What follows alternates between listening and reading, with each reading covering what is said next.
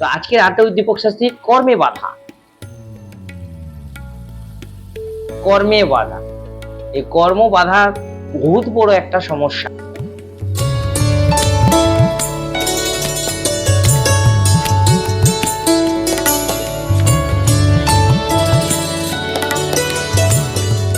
নমস্কার, আড্ডা with Dipak Shastri channel থেকে দীপক শাস্ত্রী আবারও আপনাদের সামনে এবং আপনাদের কাছে, আপনাদের পাশে চলে এসেছে ছোট্ট কোনো গল্প নিয়ে। এই আড্ডা উইথ দীপক শাস্ত্রী চ্যানেলে ছোট ছোট গল্পই কিন্তু আপনাদের একটা বড় গল্পের আকার ধারণ করবে ভবিষ্যতে, এবং প্রত্যেকে এই গল্পের আমার সাথে, আমি দীপক শাস্ত্রী আপনাদের সাথে গল্প করব, আর আপনারা প্রত্যেকে হবেন তার একটা গল্প শোনার সদস্য। কেন? কারণ এই গল্প থেকে আপনাদের ফ্যামিলি, আপনার এবং আপনার আত্মীয় স্বজন এবং আপনার বন্ধু বান্ধব এবং আপনার আশেপাশের সবার উপকারের জন্য এই গল্প।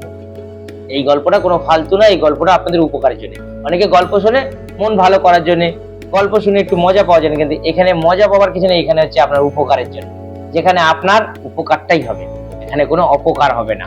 তো আজকের আড্ডা উইথ দীপক শাস্ত্রী কর্মে বাধা।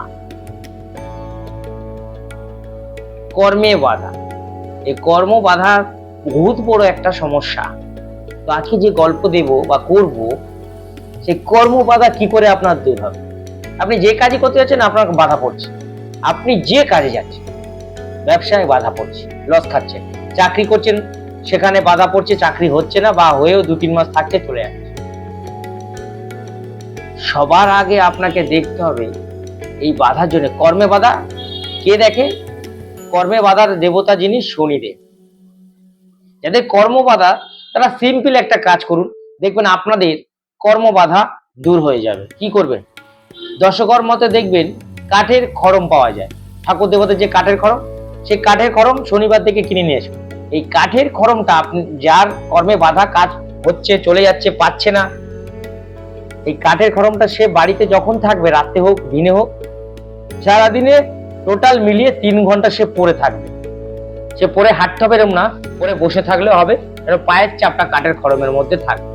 কর্মে বাধা চ্যালেঞ্জ করে বলছি, 21 দিন থেকে 51 দিনের মধ্যে আপনার কর্ম বাধা চলে যাবে এবং কর্ম প্রচুর পরিমাণে আপনার আসবে এবং ভালো কর্ম করতে পারবেন এবং সেখানে কোনো বাধা আসবে না। চ্যালেঞ্জ করে বলছি, এই গল্পটা শুনে আপনারা করুন, অবশ্যই ভালো রেজাল্ট পাবেন। পরের গল্পের জন্য অপেক্ষা করুন। সবাই ভালো থাকুন, সুস্থ থাকুন। নমস্কার। হারা হারা মহাদেব।